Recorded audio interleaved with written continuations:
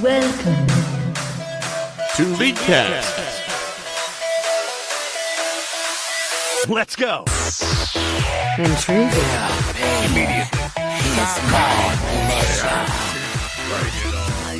Without delay. Hello and welcome to episode 357 of the Leadcast podcast. I'm your host, Nick the King Cooper. Joining me, Aiden Frost Records. That's a lot of episodes, dude. It is. It's 357 of them. And Colton Blue Basket Sweat. And here's to 357 more.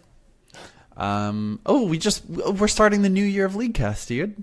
If you listen to one episode every day, starting on January 1st, this will be the new year. Like everyone does. Yeah. Fuck, I'm just saying it's possible now. Before we get into our week, let's do a quick rundown. We got a tiny bit of news. We're going to talk about Neeko, I think. We got a good question that I'm very excited to answer. Quick LCS news, a cheese pick, and quite a bit of emails, including one from an old legend of the show that has returned. So, and let's get into the show because we don't have a sponsor this week. I guess we can. I guess we got some administrative stuff to talk about if you guys want. Hey, first up, we're not sponsored, but if you someone came to us with an idea, if you want to sponsor us, let us know and we'll talk to you about it. That's first things first. Secondly, this past week we had some issues with iTunes, and we're not quite sure what happened, not quite sure how it fixed itself, and not quite sure how to prevent it in the future. I was on the phone with iTunes and Apple support for about an hour and a half to 2 hours trying to figure this out. And basically, we don't have access to the old account that our podcast is hooked up to in the iTunes podcast creator. So we're unable to change the any settings in there or the RSS feed. So we're pretty much like locked into our current RSS feed and provider and that sort of thing. But if there are any problems with iTunes, we also can't really fix it. That being said, this past weekend, we did get onto Spotify as a podcast. So if something does go wrong with iTunes in the future, we do have a couple alternatives now. I do believe we're on Stitcher and Google Play Music for Android users. You can always check out our where we actually host the show, which is on Podbean, and that should never have any issues. So that's probably the most reliable place to listen to the show. And finally, Spotify, which is really cool. It took a little bit longer than I expected, but it was easier than I expected, so it wasn't too bad. Yeah. And you could always just come listen live and then not even have to deal with the shorter edited version of the show. True. We have moved our recording to Wednesday nights around 6:30 to 7:30 Eastern time. So if you wanna listen live, you can come check it out. And I think I guess closing our administrative kind of discussion or announcements, we're going to be addressing the Patreon tiers up in the upcoming future. To a little something, I don't know, something different. We'll talk about that probably more in depth after they happen, and maybe we'll do like a little side release so it doesn't involve the show or it doesn't interrupt the show. But let's get into our weeks. Aiden, how was your week? Boring because I'm doing exams. How are the exams going though? Not good because I haven't been in school for a week and a half to 2 weeks, so now I'm struggling with studying and remembering content. So, one of them's going to be difficult, but it's like not worth a lot, and the other one's going to be difficult and it's worth a lot. But that one I feel like the content's easier to like digest, if you know what I mean. Because it's like the fucking other with like the short little tiny ones, like all philosophy like bullshit. So Dude, philosophy's great, Aiden. Shut up. It's rough to like try to pick up in 2 days though, is all I'm saying. Yeah, so whatever. If you didn't like internalize it when it was first presented, it's Yeah, exactly. So it's like lots of really long readings to go back and do. So Ooh, We'll see. That's rough. Oh well, it's either it's like an easy class though, so everything else in the class is going well. Good. Yeah, so that's my week. I didn't really play much, honestly. I'll probably play more League next week, I would assume, when I've done my exams. Colton, how was you? You'll also have finals this week, right? Yeah. I finished my last final today. I've got grades back for all of them except for the first final that I took, which is all multiple choice, which it was hilarious, right? So that one's all multiple choice. Just run a scantron through a machine, and I should be able to get my grade. And that's the one that's taking the longest. Whereas the one I took today at like 10 o'clock in the morning was a scantron and like a couple short answers, and the grade was posted at like 1 o'clock. How are there drastic like size differences in the class, like student wise? I not that huge. So like the other one is it's microeconomics, so it's one that there's like a lot more classes, but still running like 4 sets of scantrons through a machine doesn't take long. That teacher just, I don't think, cares enough to do it quickly, which is fine. They have till I think Friday to post grades, but 3 of my classes I know like confirmed grades are basically final. I have A's in. I've got that one test outstanding that'll just be between like A- or A is my final grade depending on that, so that's nice. And then one class I'm sitting on the edge of A- B+, so I'm hoping that when she finally grades all of the coursework that's been out there for like a month at this point, that comes back over that threshold. But who knows? She takes forever to grade things. So hey, aside from that, been playing some Nexus Blitz. That's been fun. Been playing some PUBG test server on the snow map. That's been cool. Played like one run through of For the King. I'm trying to figure out what I need to do to get that last achievement, but I still don't know how.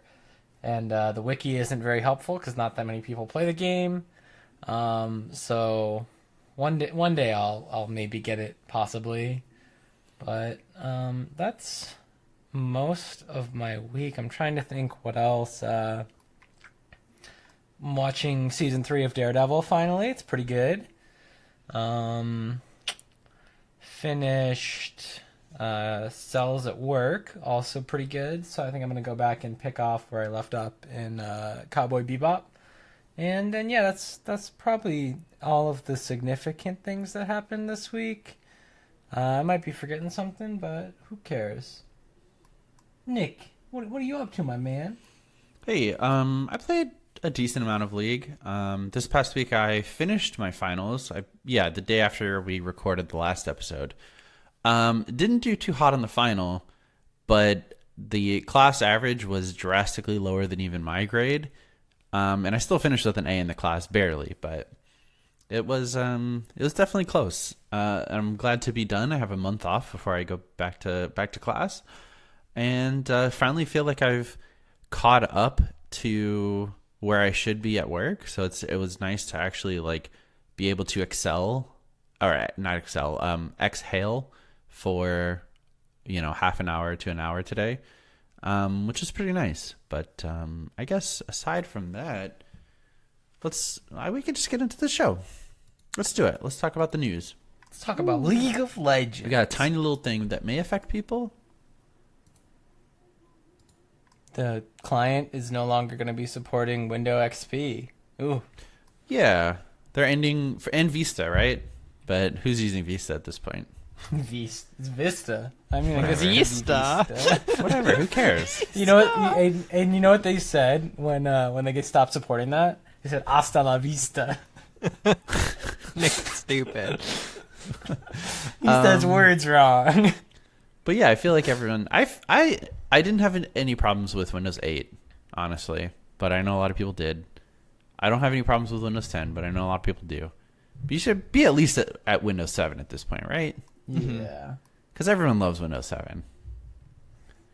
I don't even know what I'm running, honestly. You're probably running 10. Probably, yeah. I think they did a lot of forced updates. Yeah. But, so hey, Champion Spotlight. Let's talk about Neeko, dude. I felt like, unless you guys have a better suggestion. She's so fucking strong. Just so much damage. I don't think she's that good. I also don't think that she's that good. I think don't- she's fun. I think she's fun, and no, I don't think she's like oppressive or too good, but she does a lot of damage. Mm-hmm. And like people love to int the Neeko because they don't know how she works. Well, it's still one of those things where it's like you're gonna get fooled a couple times, right? Because you're still trying to figure out how her stealth or how her camouflage works and ways to get around that and that sort of thing. But I think she's pretty balanced, actually. Yeah, I think that she's in a pretty decent spot where she's not like oppressively good or just shit. Just Yeah, like, it always rare. seems to feel like when I die to a Neeko, it's a Neeko making a good play rather than the champ just being OP. But hey, let's do a proper champion spotlight because I don't think we've done one for her yet. So Mr. Lore Man. Ooh, let me pull up my client real quick. I gotta search Neeko. There she is. Ahem. Neeko, the Curious Chameleon. Hailing from a long-lost tribe of Vistaya, Neeko can blend into any crowd by borrowing the appearance of others, even absorbing something of their emotional state to tell friend from foe in an instant. No one is ever sure where or who Neeko might be, but those who intend to do her harm will soon witness her true colors revealed, and feel the full power of her primordial spirit magic unleashed upon them. The end. Ooh. Laura's short now. Hey, her passive is inherent glamour. She Wait, can look like quick an question, ally. quick question. Sure. Do you think that the Neeko that like we see when she's not transformed as someone else is actually what she really looks like? What if she forgot what she looks like a long time ago, and this is just like some person she copied like a 1,000 years ago? Yeah. How does a chameleon know what they're supposed to look like? Maybe it's like a concentration thing. Like they have to actively be like red, red, red, and so if they stop when thinking they're not about it, they just concentrating. go back to their Okay. regular color. That's when I'm gonna assume that it's a concentration spell, because my mind is in the world of D&D right now. I read I've been reading so much of the player's manual and the DM manual, trying to make sure I know all the rules and stuff and can like put things together properly. So there's a lot of text there. There is, yeah. It's like textbooks basically. Yeah, her passive inherent glamour, she can look like an ally champion. When you enter combat or cast damaging spells, the disguise breaks. Her Q is Blooming Burst. She throws a seed dealing magic damage. The seed blooms again on hitting champions or killing units. Her W is Shapeshifter. Passively, she deals bonus magic damage every third attack, and she can activate it to send a clone in a direction and gain move speed. Her E is Tangle Barbs. She slings a tangle that damage and root everything it passes through, rooting the last champion for a longer duration. If the tangle passes through 2 units, it becomes larger, faster, and roots for longer. And her ultimate is Pop Blossom. After a short preparation, she leaps into the air and gains a shield. Upon landing, nearby enemies are damaged and stunned. The preparation is hidden if Neeko is disguised.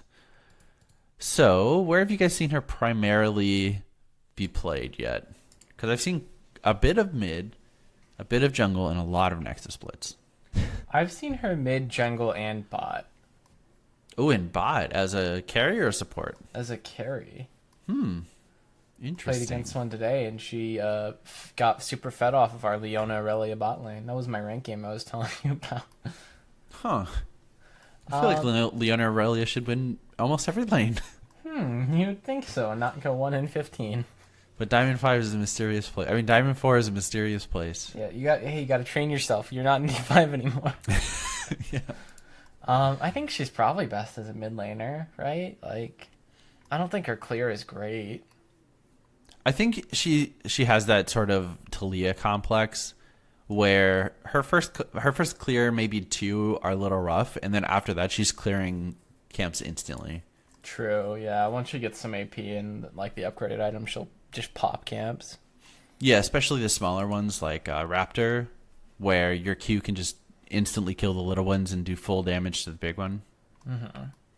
Summoner spells. This one I'm not too sure about but Flash I Ignite, think... Flash Heal. Oh, yeah. I'm sorry. I was thinking Keystone already. Yeah, Flash Ignite, Flash Heal. Flash I think Smite Flash if you're Barrier, jungler. maybe.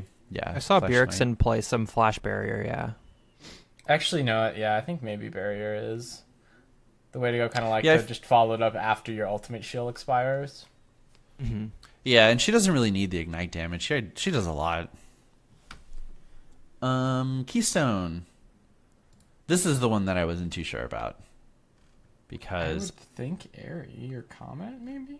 So, like, once again, Is your I haven't Q played... slow? No. I haven't No, it played doesn't any slow. of her myself, but I've only, like, watched some pro players play her. Mm-hmm. I saw a lot of people taking comment on her, from what I've seen. Yeah, it appears that most players are taking Comet, which is interesting because I feel like maybe Electrocute or Dark Harvest might be better. I've seen But some I also Electrocute haven't- too.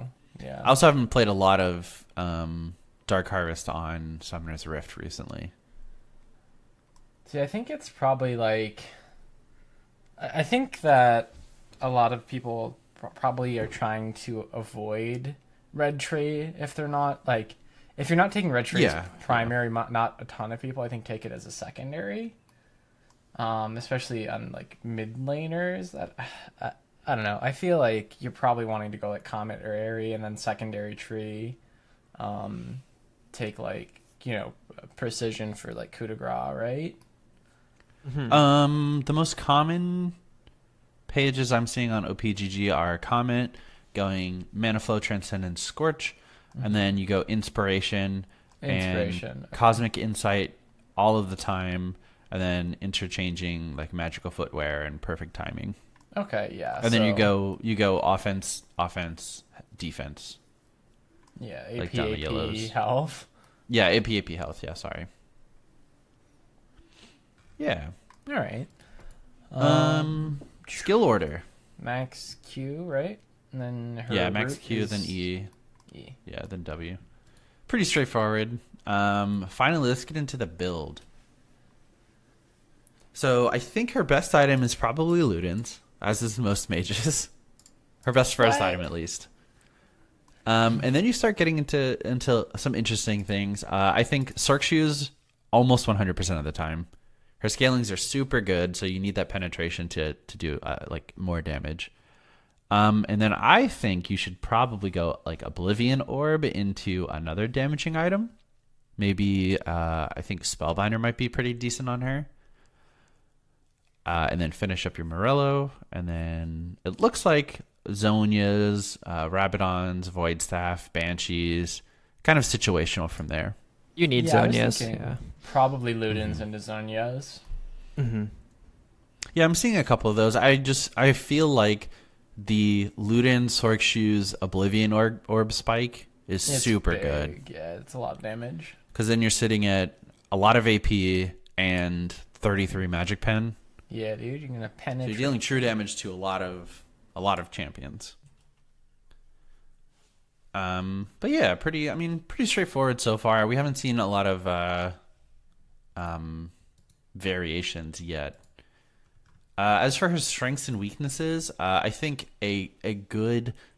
So this is my own personal experience with the champion. I feel like a good Neeko will do well, and it's mostly reliant on how she plays. Not to the same degree as like a Yasuo or a champion like that, but it's kind of on the Neeko to combo correctly, to use her ulti in the right place, the right time, because it does a lot of damage. I don't think we've talked about her ultimate scaling, but I believe it has 1.2 damage scaling. It's a lot. Yeah, I'm not sure her numbers exactly. I've not played. Her ulti has yet. more than a 1-to-1 scale, so Yeah, it does a it lot of does damage. huge It's damage. AoE. It's kind of on the Neeko player to time it properly, to use it properly. And generally with a champion like that, it's gonna be dependent on how you play.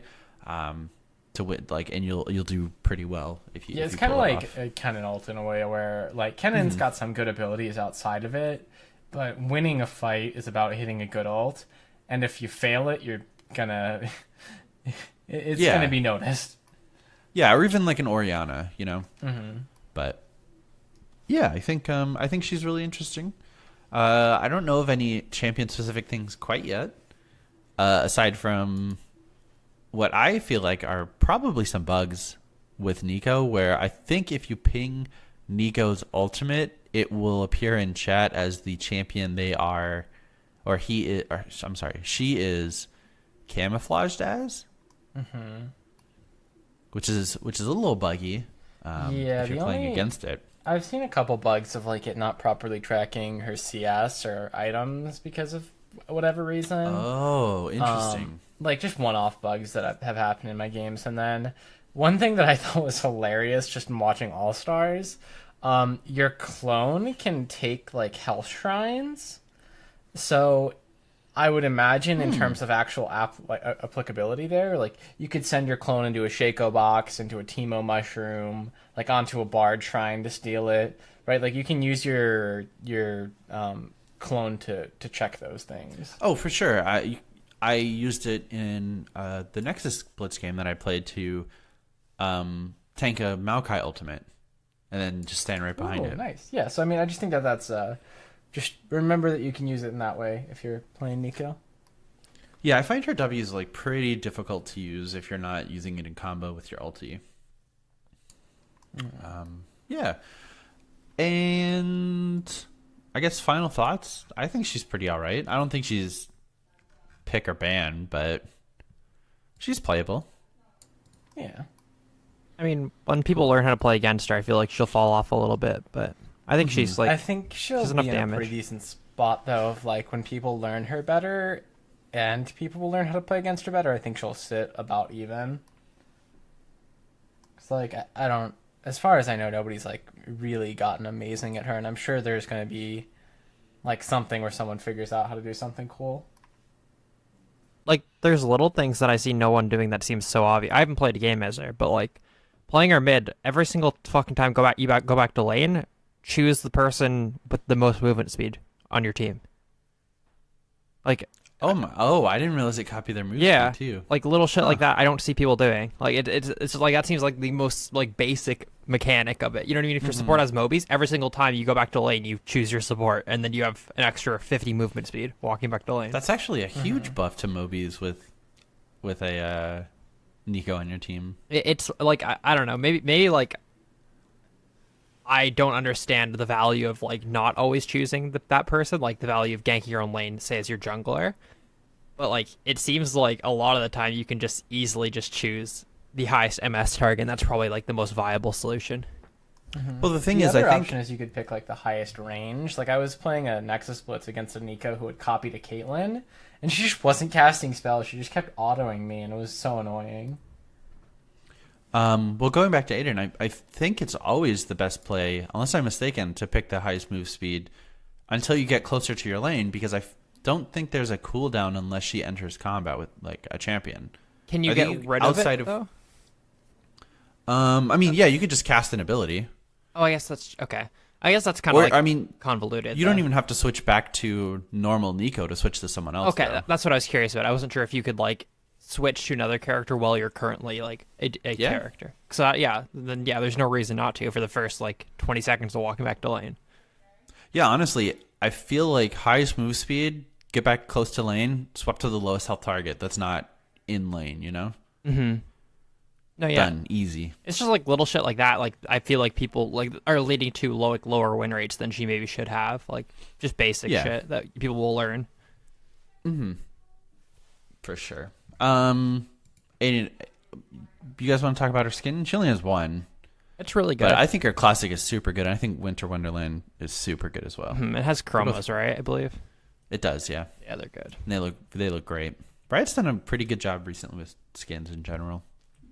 You remember when chromos were like just the shitty recolors for like Fizz and stuff? Like they were the Yeah, worst. I do remember Fizz and Zac. Ugh. Yikes. Yeah. Hey, that's Neeko. Yeah. Let's get into the round table.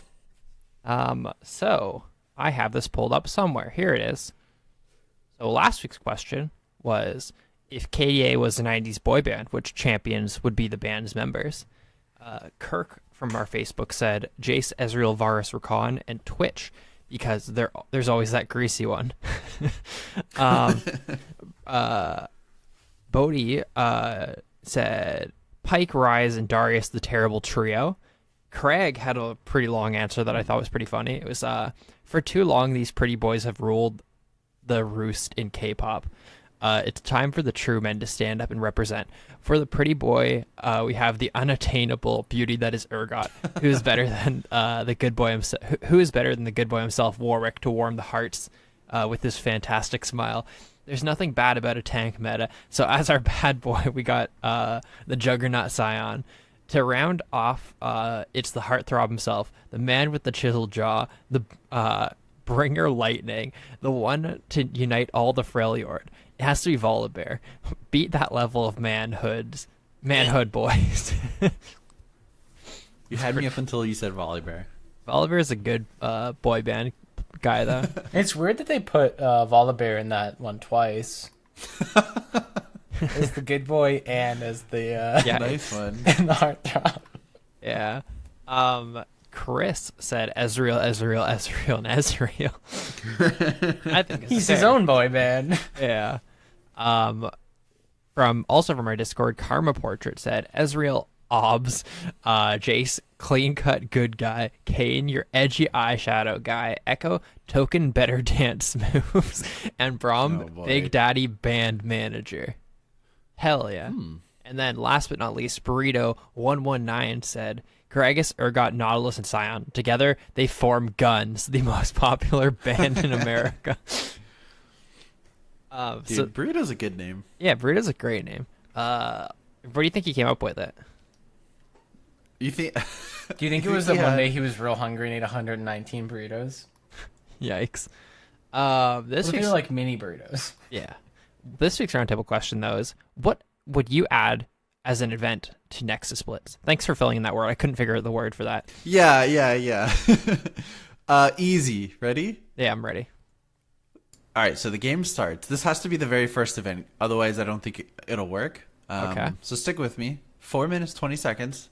You get dragged into a game of Dominion. It transports your entire champion, every champion in the game onto the Dominion map. You go into another loading screen. You play a quick, fast, fun game of Dominion. Yeah, it's fast and fun. And then the winner of that wins the event, goes back to Nexus Blitz. It gets to keep And you all got to their play items. Nexus Blitz again, yeah. Yeah, it sounds great. That sounds like so much fun. Why not just throw like it could be any game mode. It could be Ascension. That's what I'm saying. It could just be anything. But it should be Dominion, because people whine and complain about not having Dominion. And then when they get it, they're going to want to not play it. And it will teach them. Hell yeah. All right, so my answer is I would add like a dodgeball event. So it'd be like the same size circle as prize fight. Everyone's in there. Their summoner spells get switched to like flash, but it's on like a 20-second cooldown or like maybe 30 seconds, and snowball. And like your other abilities are locked. And you can just run around and snowball and like flash. Or maybe it's just like your damage abilities. I don't know how they would do it, but it's just like number of snowballs hit. I think that'd be so funny.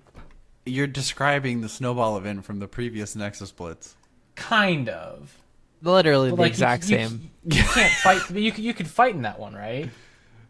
I mean, yeah. So what I'm So saying you is like just you you just can't want it fight. to be without fighting. Yeah, I want it Okay. to be just snowballs. Okay.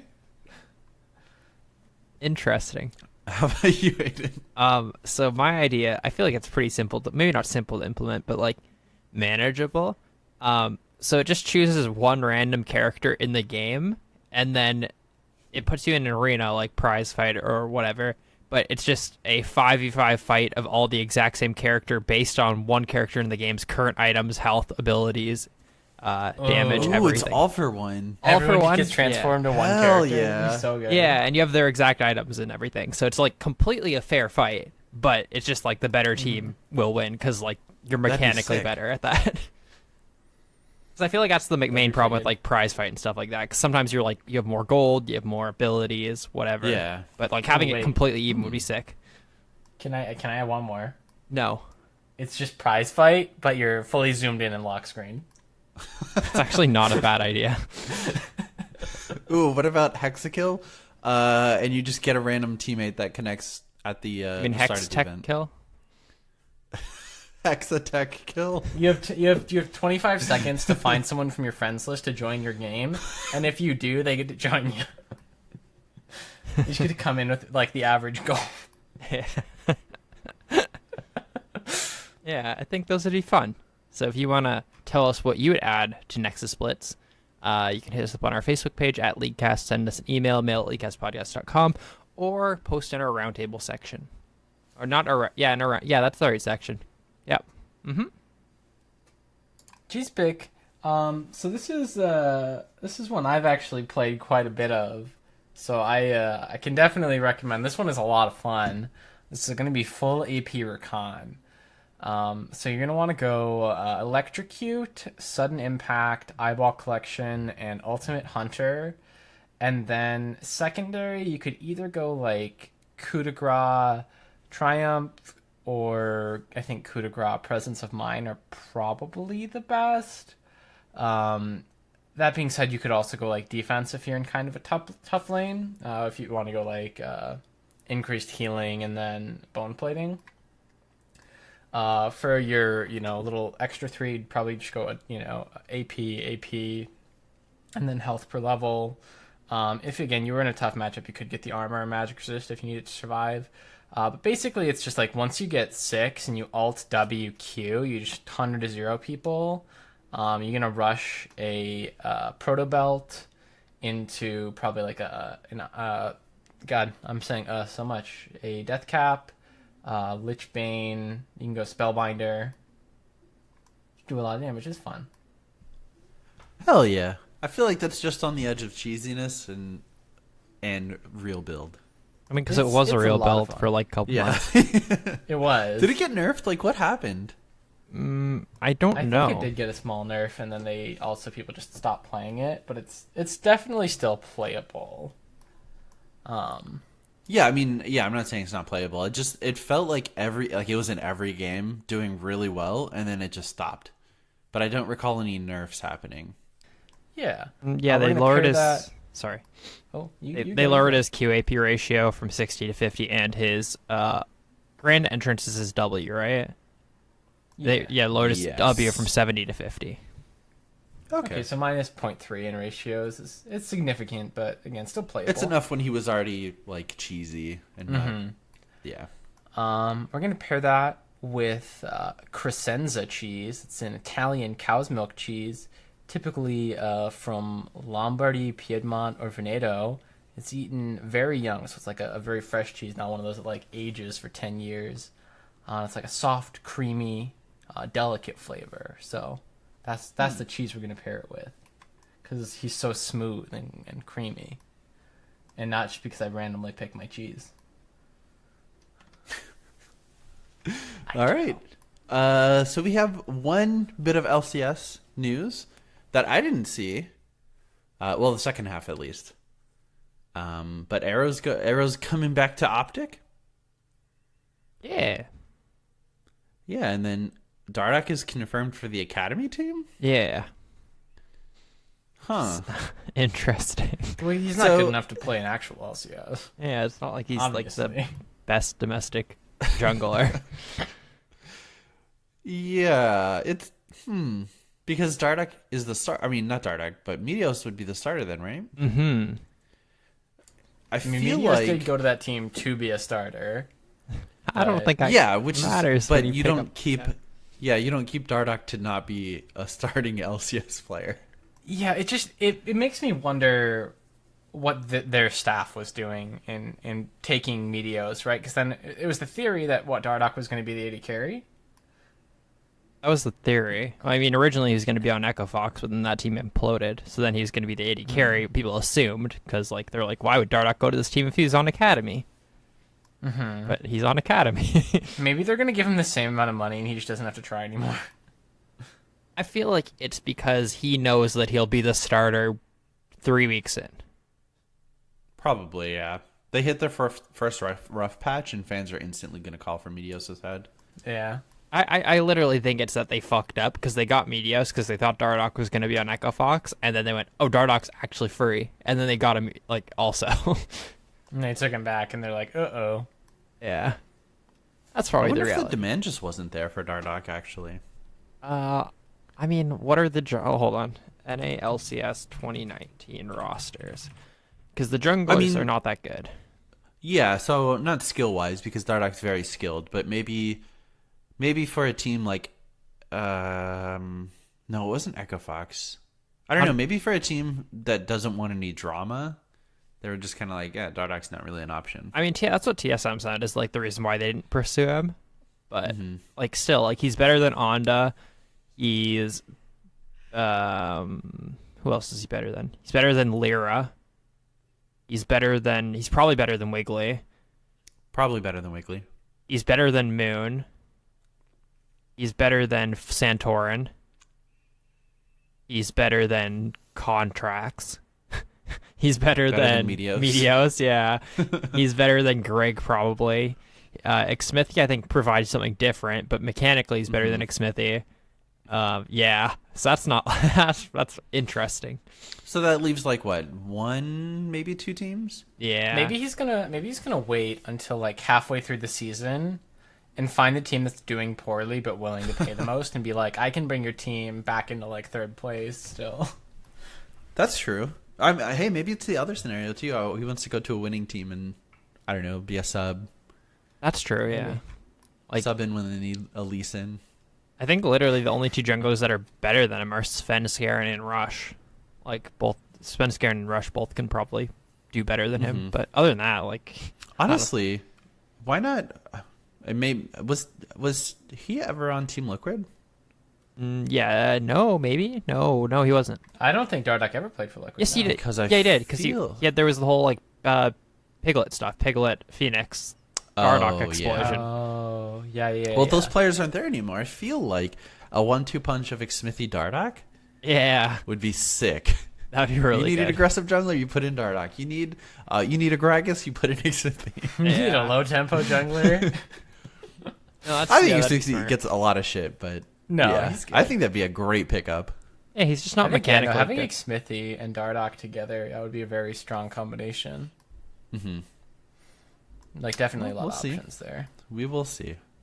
Finally, let's get into Mill Fight. We got a bit to go through, so stick with us. But the first one is... Oh, did I really not put the... No, it's from Mark. Okay.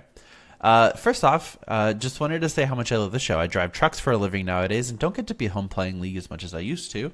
I love to listen to your podcast while I'm driving because I know I'll always be in the loop, and when I get back on, I'll always have a grasp of where the game currently sits and how to use it to my advantage as a jungler. For that, thank you, Mark. And he asked for a Discord, and I gave it to him. So if you want the Discord link, make sure you email us or message us on League. And then he also sent in feedback regarding the iTunes mix-up, and I wanted to say thank you, Mark, for letting us know about that. Thanks, Mark. Next email is from Lee. It says, hey, I've been listening to your podcast for around 2 months now, and I've really enjoyed it. I now have made it a routine that I listen to your latest episode of my weekly commute from work back home every Friday here over the pond in England. Your podcast helps keep me up to date with what's going on with League, as at the moment I can't play as much as I'd like. Keep up the good work. Thanks, Lee. And he gave a summoner name LB Quick on EUW. Whoa, give that man some respect. Plat 4. LB Quick, he's Plat 4 on EUW. Hell yeah. Do you Plat think 4 he- US. Do you think he was Plat 5, or do you think he... That's Look the it real up. We can question. look it up, right? We have that Yeah. information. We have the technology. Are we gonna flame, dude? LB Quick. He finished Plat 4, 62 points. Hell yeah, that's Yeah, the way boy. to go, dude. Hell yeah. You're no Nick Cooper who got a free division. True. Yeah. True. You're no Colton, who is the same rank as me right now. I still have more points than you. Do you? I thought you were at 0. No, I was at like 30, and then I lost a game, and now I'm at like 10 or something. Oh, okay. Okay. Cool. Thanks, Lee. Next up is from Sigurd, and I think Aiden will give some insight to this. But guys, I know it's late, but about the whole LS thing from 349, why would any team want to associate with him? He acts like a bully most of the time. If I were in charge of Riot Korea, I would also try to keep him out. The argument that he has worked for Riot and casted in Korea is not valid because it's a long time ago and things change. I would never hire LS to cast anything at the moment if I worked at Riot. Honestly, would you? Am I wrong here? I don't get why you guys would try to defend him. Sigurd. Because it's a stream personality. Like Yeah. like it's a persona. Like have you noticed how much Riot's working with Tyler 1 right now? That's very, very similar, I would argue, in the fact that there's clips of him on Reddit where he still like flames people in game, and like I would argue he's a little bit toxic, but it's a person. It's like it's like you can be different where doing work, like doing professional work, than doing a hobby, streaming, putting on a show, right? Like those are two separate things, right? Yeah, I think probably the best example of this is someone like Dr. Disrespect, where he has this, obnoxious, like boastful persona who's living in the 80s. But if you go into a business meeting with him, that's not what's going to happen. He's not going to be that person. When he's going to bed at night, he's not that person. It's a personality, and I do get the sense that is LS. I think there are a lot of streamers like QtPie. QtPie, I think, is honest on camera and off camera. I could be wrong, but he seems like that kind of person. But it does feel like LS kind of has the almost like a god complex when it comes to coaching and that sort of aspect of League. Yeah, and I think that a good way to think about it is just like, I think definitely like when you're saying like sometimes he can act like a bully, I agree. Sometimes I think typically he's pretty level-headed about things, but like it is a persona, but it's also him in a way. It's just like dialed up to like a 12.5, right? Yeah. Where like Tyler 1 is toxic, and he's probably like, he's got a temper, and when he's streaming he kicks it up and is like, I need to be outrageous for my viewers, and he probably gets pissed off at things in real life and like has a quick temper, and that's how that persona developed. But like again, outside of it, it's different, and I don't know, I feel like just for the sake of he's a popular enough creator that has enough fans that regardless, I think if you agree with what he's saying, like there should be a level of just he should still be allowed to say it, like he should still be able to play on the server, I think, regardless of whether or not you really agree with him. I don't think that anything he's really done or said goes so far over the line that it's like, no, we want to cut all ties with this person, absolutely right. Like even if he says something that's like, oh, I'm better than you and you're dumb, like that's his opinion and that might be offensive to you, but it's not going as far as we've seen a lot of other personalities go in terms of just like how bad their behavior was. Yeah, and it almost seemed like that like he was being, quote, punished, because I don't think it was a punishment, but he was like the circumstances surrounding Ellis were never that Korea didn't like his personality on stream, didn't think he was handling himself the right way. It was for different reasons that felt like he was being targeted specifically. Mm-hmm.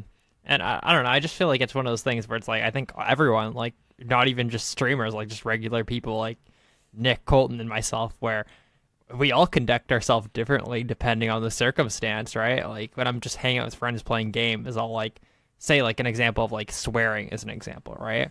I'll like say some like funny stuff that like isn't, I would for example, at work, I don't think I've ever really sworn at work, like never, sort of thing. Like that's not the way I would conduct myself at work. At school, I swear very little, like with friends, you know what I mean? That's still even just like with friends in like a classroom, like very, very little. But it's at your home, it's like completely different like scenarios, right? And it's like you can conduct yourself in different ways depending on the environment. I think that's absolutely fine.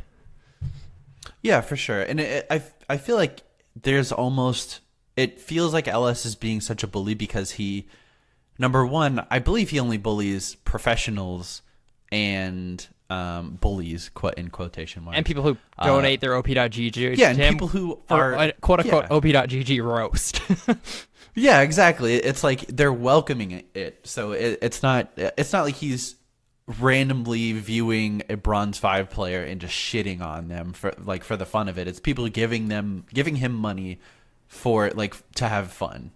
That being said, all three of us seriously hate LS and think that he is an awful. No, and I think he's just so over the top that it becomes comical. Like he's a bully and roasting excessively so that it becomes more funny. Because if I say like one mean thing to Aiden, that's not going to be like, he's probably going to take that a little more seriously than if I said 57 things like mean to him. But like, don't get me wrong, I understand like the counter argument to that, like that Sigurd's breaking up, in the fact that why would a team want to work with him when, say, he VOD reviewed all the Challenger, what are they called, the Scouting Ground games, right?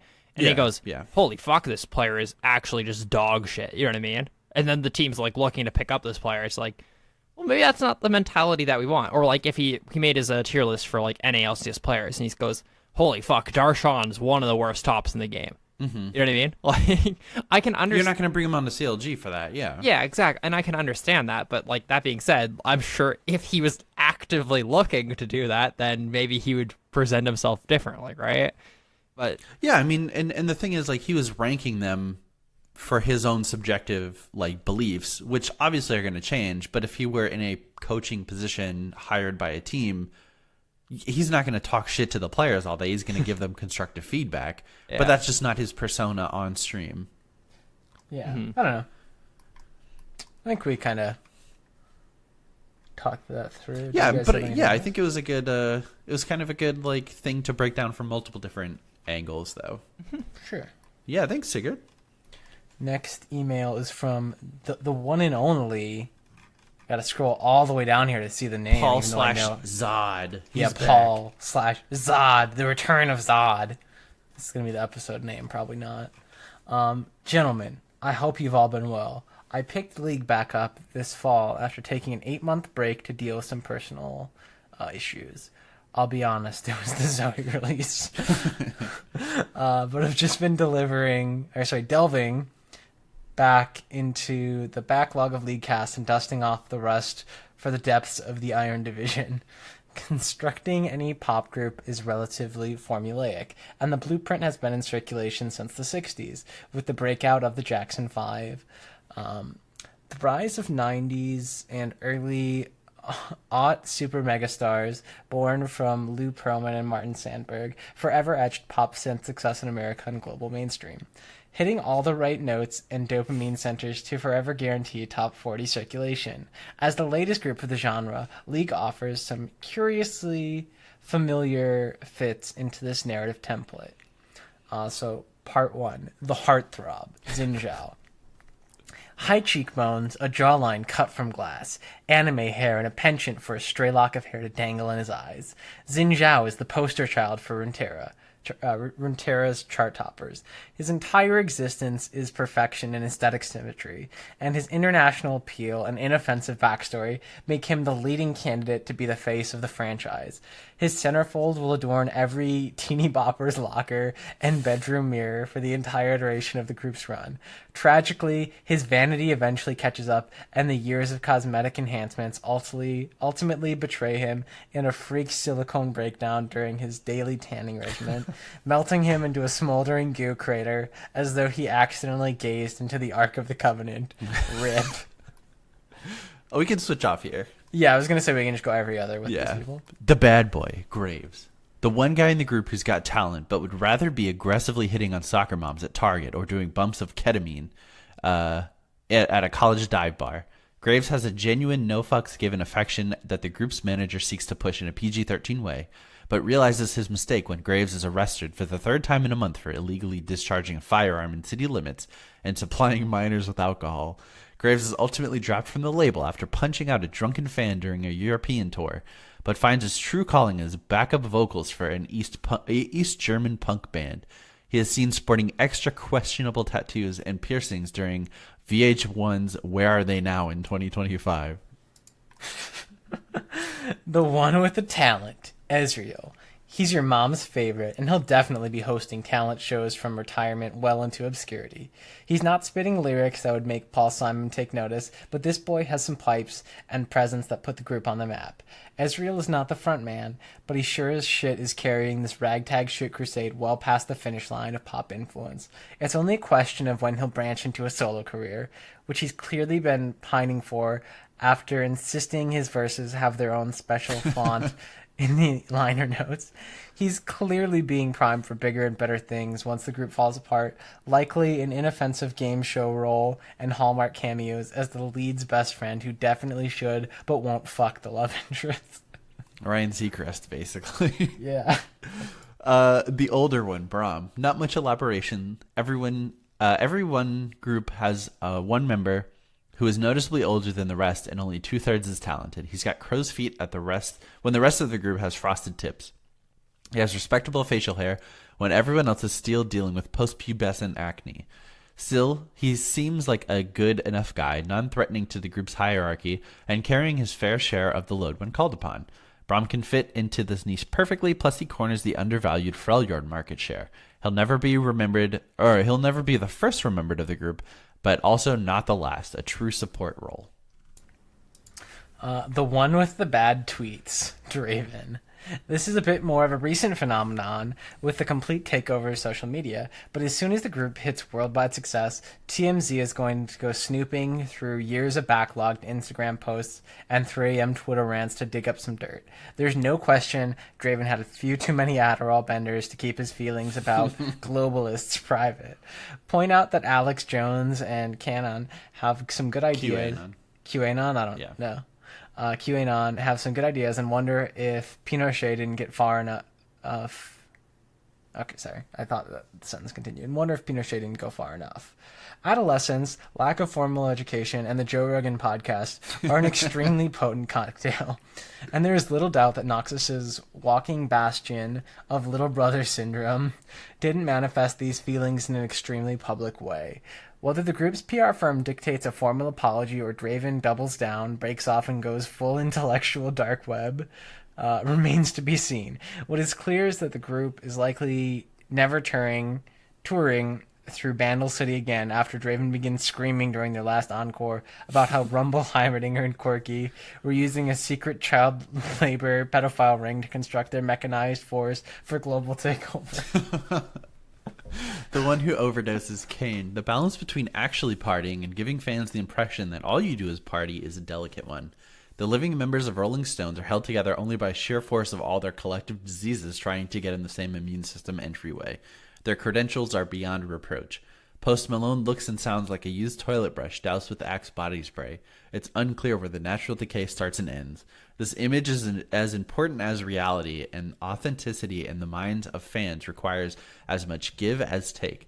Kane doesn't take this approach. He lives his art through tattoos, hair choices, and filling his own emptiness and fame chasing through substance and craving more. He cuts features on rap albums, dates, books them. But what word is that? Buxom? Yeah. International models, and gets multiple DUI citations early in his career, working ever so hard to cut a darker image that he might genuinely feel but ultimately isn't ready for. He'll be found face down in a hotel room bathroom while on tour after mixing way too much corrupting potions and time work tonics together from a secondhand dealer trying to chase that feeling of his first ever shadow step. Also, fentanyl. He did a shit ton of fentanyl. Or fentanyl. Yeah. The one still touring 20 years later. Twisted Fate. Have you ever seen Brian Wilson of the Beach Boys at any point in the last 2 decades? He's difficult to miss because he's always sporting a Beach Boy. Just Beach Boys in quotes. Just in case you forgot who he is and what he's about, that's Twisted Fate. He looks and smells like a Bradley Cooper from A Star is Born, with that good-looking cowboy glaze of Jack Daniel's sweat.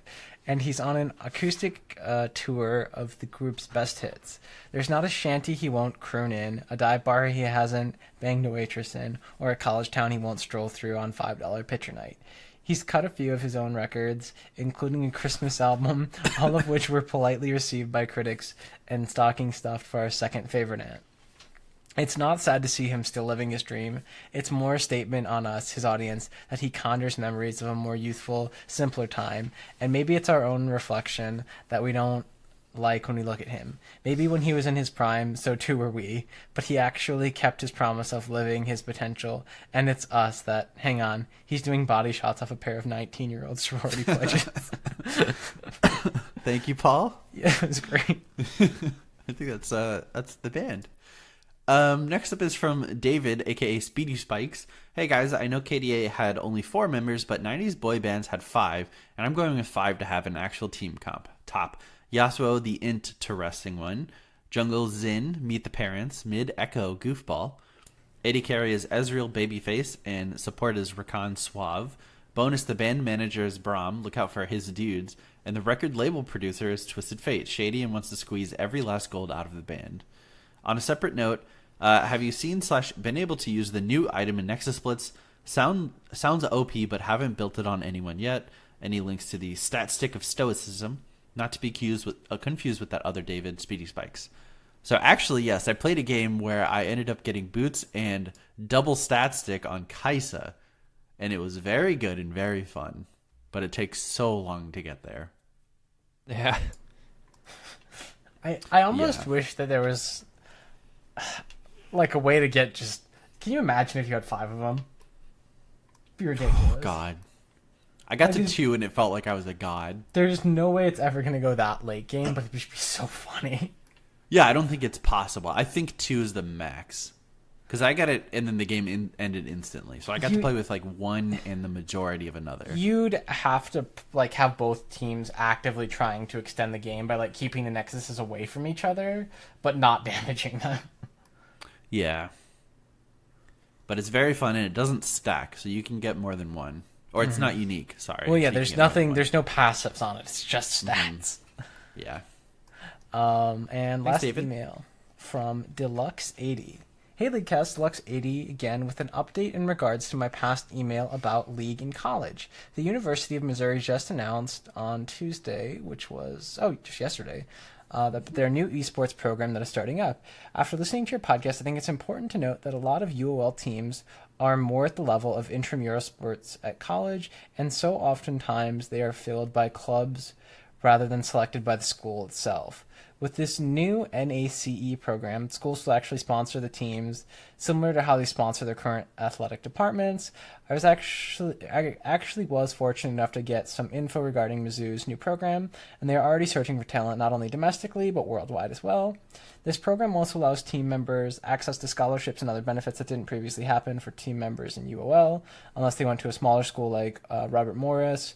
Plus, oftentimes there are some players in basketball or football who are good enough to enter the draft after their freshman year.